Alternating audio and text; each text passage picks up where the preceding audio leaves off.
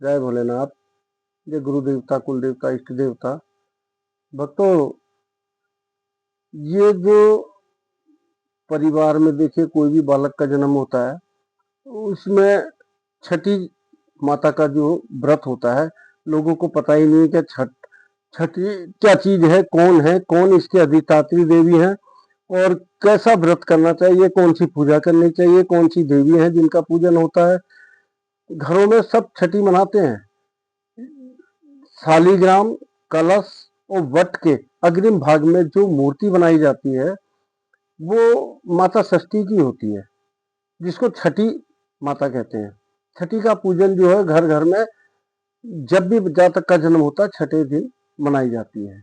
और वो देवी जो है वो अन्नप्राशन की भी देवी, अधिष्ठात्री देवी वही है छठी देवी। क्योंकि प्रकृति की जो मूल प्रकृति है उसके छठे अंश से इन माताओं का प्रादुर्भाव हुआ था। और ये ब्रह्मा जी की मानस पुत्री हैं। ब्रह्मा जी ने इनको जो भगवान कार्तिकेय हैं उनको सुपुर्द किया था।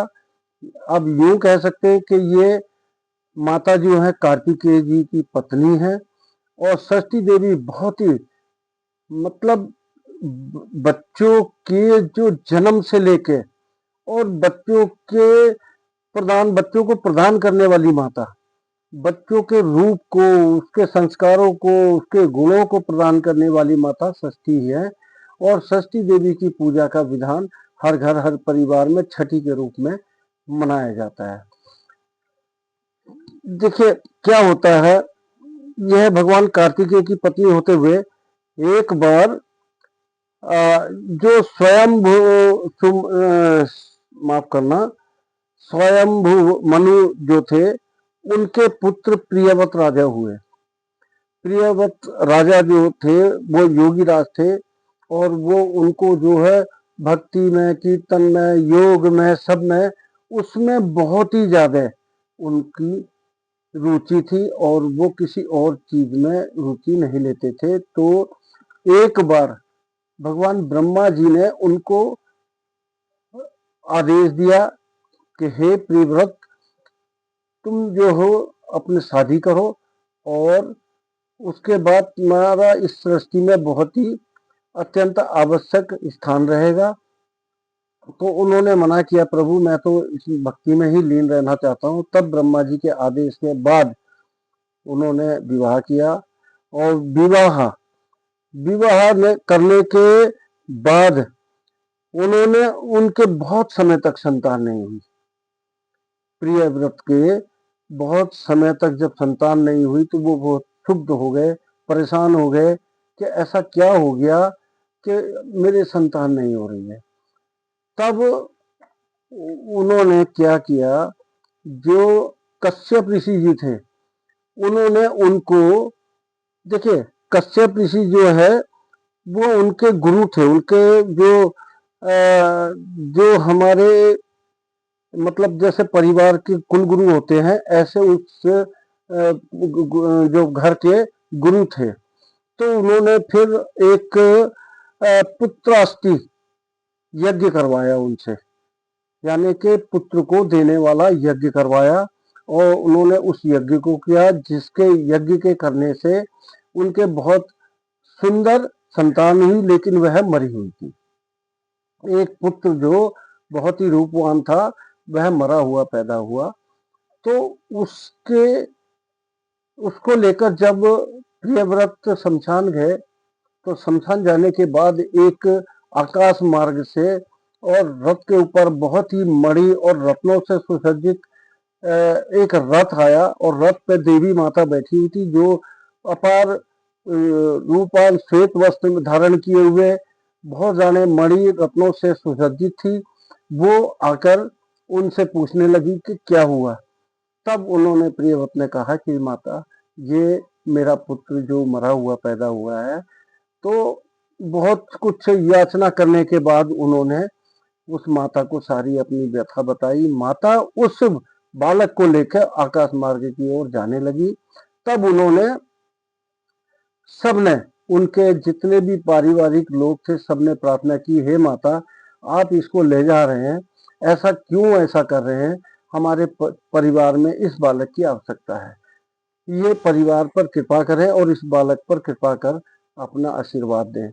तब माता ने उनको बताया कि आप छठी का व्रत अगर करते हैं, मेरी षष्ठी व्रत करने से आपको बहुत सारी उपलब्धियां प्रदान की जाएंगी। तो उन्होंने उस यानी कि षष्ठी का व्रत उन्होंने ले जाके वहां किया। उस सुंदर बालक को अपने पास रखते हुए माता ने, जब उन्होंने षष्ठी का व्रत किया और बहुत ही विधि विधान से दान किया, और बहुत से जो हमारे ऋषि मुनि और बहुत ही देवगण वहां पे आए और बहुत सारा दान दक्षिणा देने के पश्चात माता प्रसन्न हुई। तब उस रूपवान बालक को जिंदा करते हुए उनको सौंपा गया, जो सुब्रता नाम से उस बालक का नाम हुआ। जो अत्यंत सुशील बालक था, उसको अपने 100 जन्मों का याद था, 100 जन्मों का उनको याद होने का आशीर्वाद मिला हुआ था कि आपको याद रहेगा। और उन्होंने 100 अश्वमेध यज्ञ भी करवाए। ऐसे वो बहुत ही गुणवान थे और सारी सृष्टि में उनकी जय जयकार हुई। और बहुत ही सुंदर वह बालक अपने इतने मतलब पूरी पृथ्वी के ऊपर और उन्होंने स्वर्ग के ऊपर अपना पूरा ऐसा वर्चस्व बनाया, उन्होंने नाम प्रख्यात किया। तो ये सब माता षष्ठी की कृपा हुई। तो वो माता षष्ठी है जिनको हम छठी माता कहते हैं। तो भक्तों, मेरा आग्रह है, देखिए लंबी कथा है बहुत, ये इसमें अगर मैं इस कथा को विस्तार से कहूंगा तो बहुत समय लगेगा।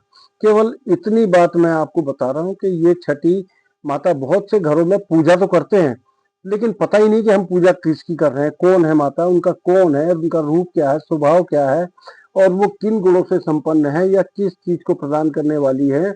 माता षष्ठी जो छोटे छोटे बालक होते हैं उनको प्रदान करने वाली, उनकी रक्षा करने वाली, उनको गुण देने वाली, उनको प्रदान एक रूप प्रदान करने वाली, सभी गुणों से संपन्न करने वाली माता षष्ठी है।